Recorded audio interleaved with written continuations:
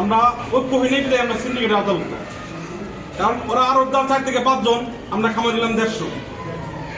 আমাদের সাথে তারা কোনোভাবেই পারবে না যদি আমরা সবাই একমত হই।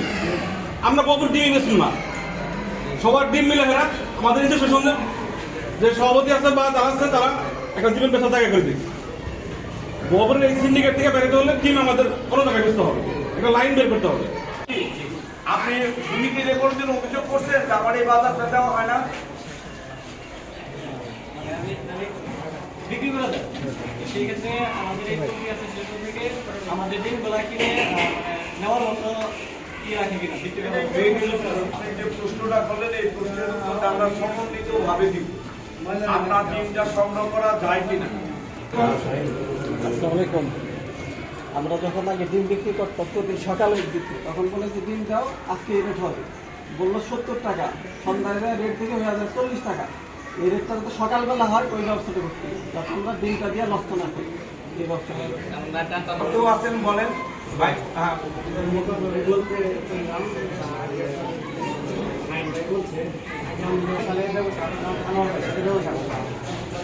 গোলাপ ভাই কাছে ডিম দিতাম, সকালে কাজ কাম শেষ করে এই গোলাপ ভাইয়ের ফোন দিতাম, বলতো বাজারটা বলে দিত।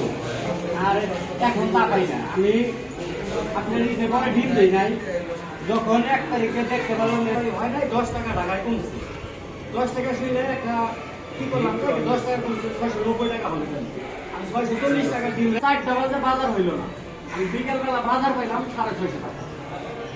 এই বাজারটা জানি 8টার মধ্যে পাই। সাদা হলো 660, আর লাল হলো 750।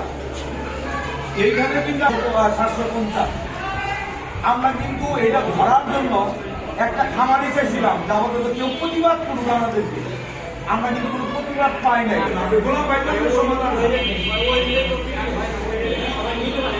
আচ্ছা নিতে না পারেন যদি সেটা ব্যবস্থা আপনি যদি আমাদের কাছে বলতে পারেন।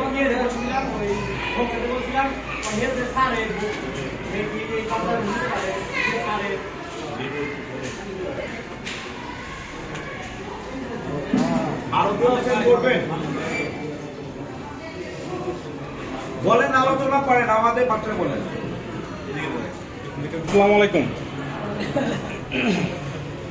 আসলে সবচেয়ে বড় কথা হচ্ছে আমরা ঐক্যহীনই আমরা সিন্ডিকেটের আওতাভুক্ত। কারণ ওরা আরো 4 থেকে 5 জন, আমরা খামার দিলাম 150। আমাদের সাথে তারা কোনোভাবেই পারবে না যদি আমরা সবাই একমত হই।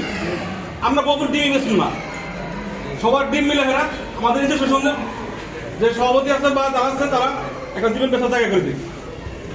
গোবরের এই সিন্ডিকেট থেকে বেরোতে হলে ডিম আমাদের কোনো জায়গায় বেচতে হবে, একটা লাইন বের করতে হবে। যদি আমরা এই লাইন বের করতে পারি তাহলে সিন্ডিকেট থেকে বেরোতে হবে। তাছাড়া আদৌ আমাদের সম্ভব না। সভাপতি বলবে আজকে তোমার ডিম ছাড়ো না, দাদন প্রত্যেকটা লোকের দাদন নিয়ে আসছে, এটা সঠিক কথা। দাদন নিয়ে আসলে আমার একটা এখন দিবেন আপনি, এটা তো আপনার মানে বেআইনি হয়ে গেল সম্বন্ধ।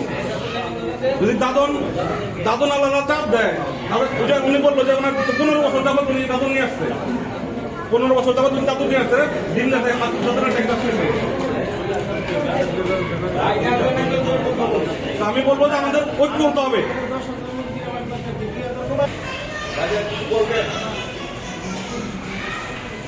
আচ্ছা